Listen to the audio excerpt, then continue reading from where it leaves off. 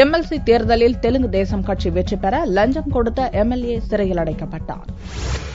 தெலங்கானா மாநிலத்தில் 6 எம்எல்சி பதவி இடங்களுக்கான தேர்தல் திங்களன்று நடந்தது. இதில் தெலுங்கு தேசம் கட்சி வேட்பாளருக்கு ஆதரவாக ஓட்டு போடும்படி ஆங்கிலோ இந்திய நியமன எம்எல்ஏ எல்விஸ் ஸ்டீபன்சனுக்கு 5 கோடி ரூபாய் லஞ்சம் தருவதாக தெலுங்கு தேசம் எம்எல்ஏ ரேவந்த் ரெட்டி ஆசை வார்த்தை கூறினார். முதல் கட்டமாக செகந்திராபாத்தில் உள்ள எல்விஸ் வீட்டில் வைத்து அட்வான்ஸாக 50 லட்சம் ரூபாயை ரேவந்த் ரெட்டியும் அவரது ஆட்களும் வழங்கினர். லஞ்ச விவகாரம் தொடர்பாக எல்விஸ் ஏற்கனவே லஞ்ச ஒழிப்புத்துறைக்கு தகவல் தெரிவித்திருந்ததால் பணம் கொடுத்த போதே ரேவந்த் ரெட்டியை அதிகாரிகள் கையும் களவும் பிடித்தனர். ரேவந்த் ரெட்டிக்கு உடந்தையாக இருந்ததாக bishop Harry Sebastian, Uday Simha ஆகியோரும் கைது செய்யப்பட்டனர். திங்களன்று நீதிமன்றத்தில் ஆஜர்படுத்தப்பட்ட ரேவந்த் ரெட்டி எம்எல்ஏவை 14 நாள் சிறையில் அடைக்க ஹைதராபாத் நீதிமன்றம் உத்தரவிட்டது. நீதிமன்ற அனுமதி பெற்று தெலங்கானா சட்டசபை வளாகத்துக்கு வந்த ரேவந்த் ரெட்டி எம்எல்சி தேர்தலில் ஓட்டு போட்டார். 6 எம்எல்சி பதவிகளில் 4 ஆளும் தெலங்கானா ராஷ்டிரிய சமிதி வெற்றி பெறுவது உறுதியானது. ஒன்றில் காங்கிரஸ் கட்சியும் மற்றொன்றில் தெலுங்கு தேசம் கட்சியும் வெற்றி பெறும் வாய்ப்பிருந்த நிலையில் அவ்விரண்டு இடத்துக்கும் தெலங்கானா ராஷ்டிரிய சமிதி வேட்பாளர்களை நிறுத்தியதால் தான் போட்டி உண்டானது.